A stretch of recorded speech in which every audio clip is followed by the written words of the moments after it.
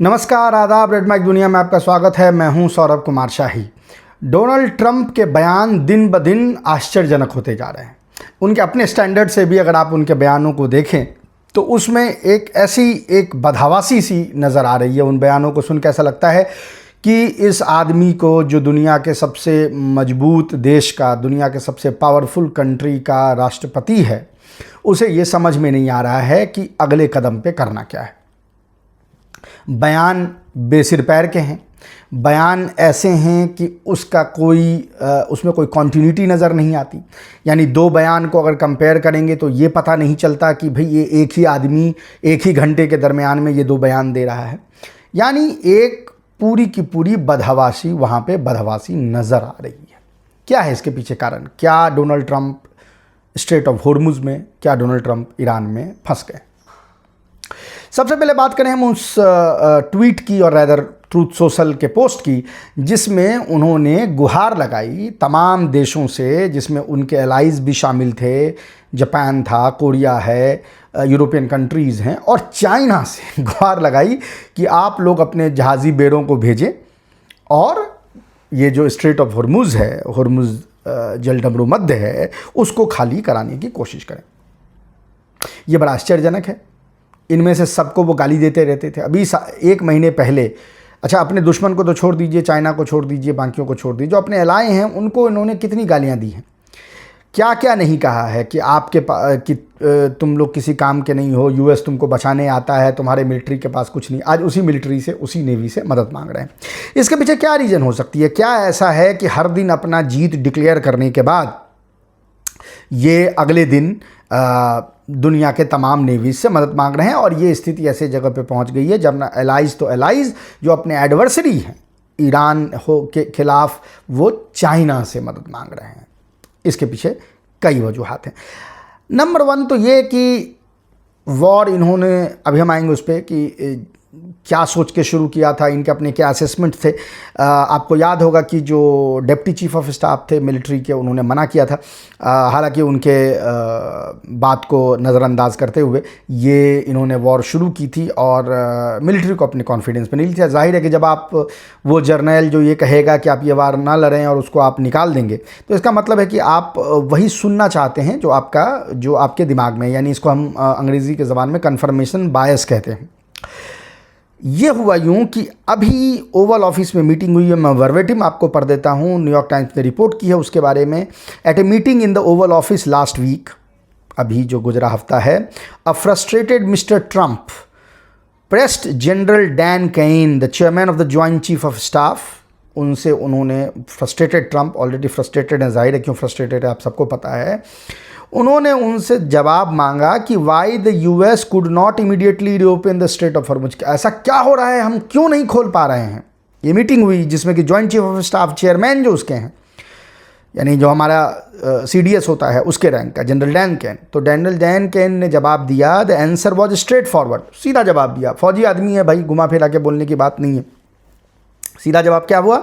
Even one Iranian soldier, एक ईरानी सैनिक और militia member, zipping across the narrow neck of the strait in a speed boat. अगर speed boat पे एक, जिसने ये सोच लिया कि मुझे अब मरना है, फिदाइन अटैक मुझे करना है, वो अगर एक बंदा भी एक स्पीड बोट पे फायर करते हुए, अगर उसने मोबाइल मिसाइल जो है उससे फायर कर दी सुपर टैंकर पे, या एक कोई लिम्पेट माइन कहते हैं, अंडर वाटर माइन होती है, जिसमें जो मैग्नेट जिस पे होता है और उसको आप चिपका देते हैं, जो जहाज़ होती है उसका जो ये साइड का जो हिस्सा होता है, उसमें आप उसको, पानी के नीचे भी वो चिपक जाती है वो मैग्नेट से, और उसके बाद वो ब्लास्ट करती है। जिस जगह पे ब्लास्ट करती है वहाँ पे वो होल कर देती है, पानी रशिन करेगा, जहाज़ जो है वो डूब जाएगी। तो वो खुद जो हेड हैं वो ये कह रहे हैं कि भैया वो एक आदमी भी अगर, जिसने उसको ये सोच लिया कि मुझे मरना है लेकिन मैं ये लिम्पेट माइन लगा के मरूंगा, मुझे मरना है पर मैं स्पीड बोट से ये हाथ से हेल्ड एक मिसाइल मार के मरूंगा, रॉकेट, तो वो सुपर टैंकर डूब जाएगा। वो धीरे धीरे चल रहा होता है, उसकी स्पीड 20 नॉट की है, 30-32 किलोमीटर प्रति घंटे की रफ्तार से वो चल रहा है। स्पीड बोट की क्या स्पीड होती है जानने की आप खुद अंदाज़ा लगा सकते हैं। उसके बाद उन्होंने वो ट्वीट किया जिसमें कि वो कह रहे हैं कि भैया क्या हो रहा है, प्लीज़ चाइना वगैरह हमारी मदद करो। अच्छा, उसमें अभी तक जो रिएक्शंस आए हैं वो बहुत इंटरेस्टिंग है। अभी तक कोई भी कंट्री ऐसा नहीं है जिसने ये कहा है कि हम इसको ज्वाइन करेंगे। इनफैक्ट जिनका नाम इन्होंने उसमें लिया था उसमें China, France, Japan, south Korea, United kingdom, उनसे ये कहा था। नाटो मेंबर्स और जो नाटो मेंबर्स हैं उनसे इन्होंने रिक्वेस्ट की थी। अभी तक किसी ने ये नहीं कहा है कि हम इसमें शामिल होंगे। इनफैक्ट जापान ने, फ्रांस ने, ऑस्ट्रेलिया ने ये अभी ऑलरेडी कह दिया है कि हम जो है वो जहाज़ नहीं भेजेंगे अपने नेवी के यहाँ पे।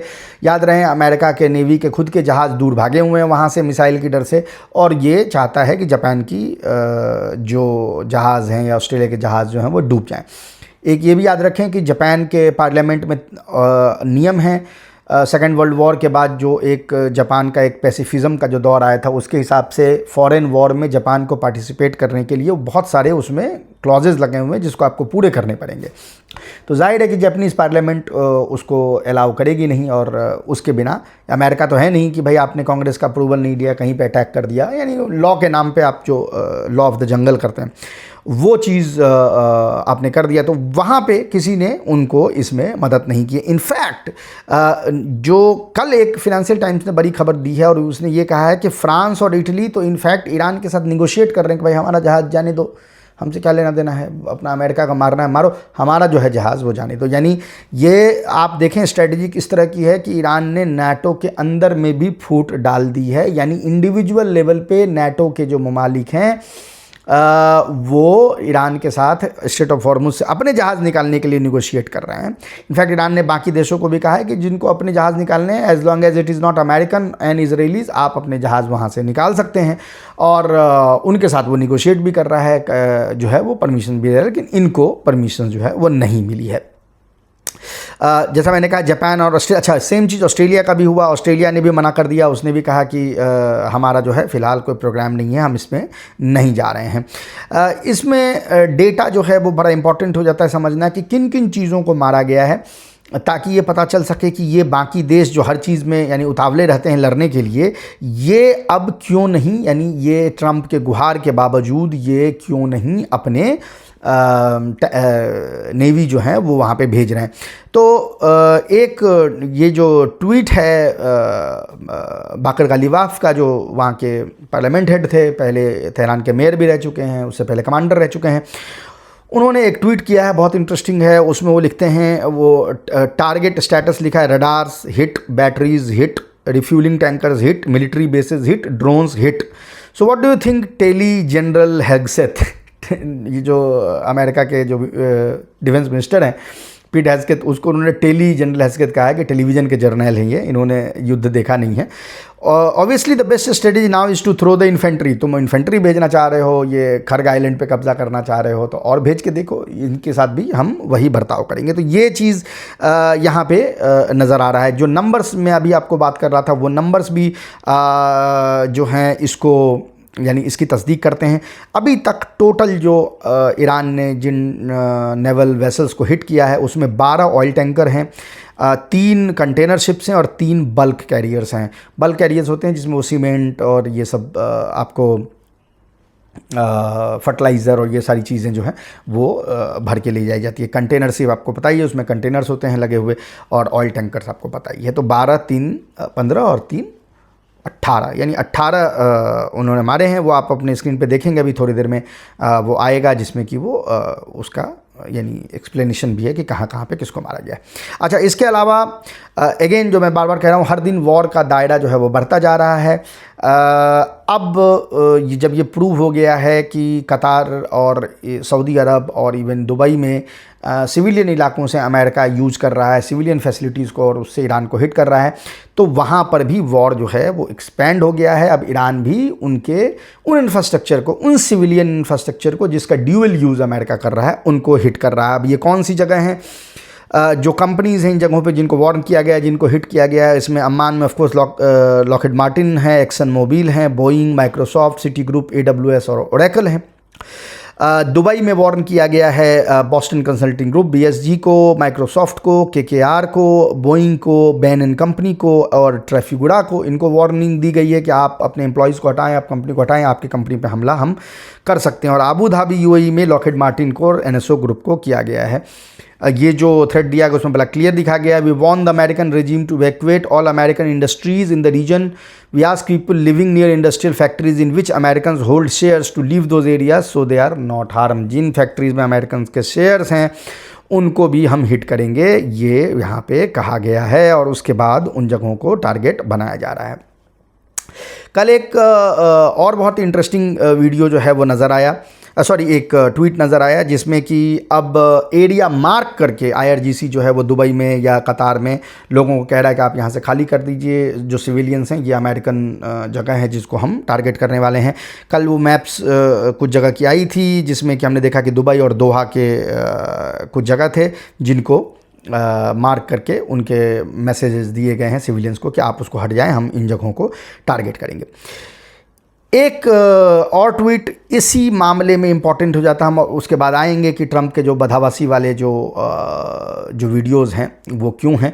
वो ये कि US के जो एनर्जी सेक्रेटरी हैं उन्होंने कहा है कि high gas prices to persist for a few more weeks. पहले तो गैस, यहाँ पर अमेरिका में गैस का मतलब गैसोलीन, मतलब पेट्रोल को वो गैस कहते हैं, हम जिसको गैस LPG को कहते हैं उसको वो गैस नहीं कहते। तो वो कहते हैं high gas price to persist for few more weeks, यानी अब वो भी मान रहे हैं कि अब ये महंगे जो दाम हैं वो रहेंगे। Energy secretary Chris Wright said on Sunday that the US citizen should expect high gas prices for a few more weeks. उन्होंने भी अब ये मान लिया है कि ये स्ट्रेट ऑफ हॉर्मुज उनसे निकट भविष्य में खुलने वाला नहीं है। एक इंटरेस्टिंग वीडियो कल आई है जिसमें डोनाल्ड ट्रंप ये कह रहा है कि आप ईरान के प्रोपेगेंडा पे जा रहे हैं, दुनिया ईरान के प्रोपेगेंडा पे जा रही है। किसी ने कहा कि आपने वो भीड़ देखी, वो इतने लोग आए थे वो मुस्तफ़ा ख़ुमैनी को बैत देने के लिए, यानी उनके सपोर्ट में। तो उन्होंने कहा कि वो AI जनरेटेड है वीडियो, यानी एकदम कम्प्लीटली जिसको कहते हैं कि he has lost the plot, he has lost the sense of reality, और वो मतलब ही जस्ट लैशिंग आउट। तो उसमें उन्होंने ये कहा था the whole rally that they had 3 days ago 4 days ago was fake. Speaking to the journalist, अच्छा कहा कि उसमें इतने लोग आए थे, कहा कि नहीं कोई ये रैली नहीं था, AI जनरेटेड था, फेक था। जबकि न्यूयॉर्क टाइम्स जो अमेरिकी अखबार है उसने भी तस्दीक कर दी। हालांकि सब जानते हैं न्यूयॉर्क टाइम्स को तस्दीक करने की ज़रूरत नहीं है। मैं खुद अभी जब महीने भर पहले वहाँ पे था तो वहाँ रैली हुई, मेरे सामने लोग सड़कों पे निकल के आए मिलियंस में। लेकिन ये बदहवासी बताती है, पर बदहवासी से ज़्यादा एक चीज़ बताती है कि इसको, यानी ट्रंप जैसे आदमी को कैसे ईजिली गुमराह किया जा सकता है।